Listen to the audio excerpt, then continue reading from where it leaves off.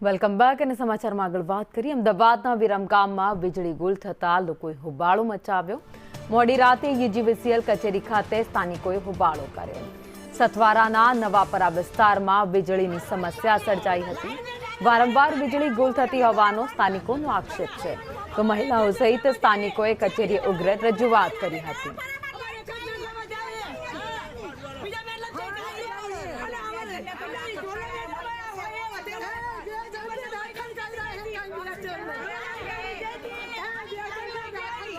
વધુ અપડેટ સાથે સંવાદદાતા પિયુષ ગજ્જર અમારી સાથે જોડાઈ ગયા છે। પિયુષ, વારંવાર વીજળી જતા હવે લોકો પણ રોષે ભરાયા છે।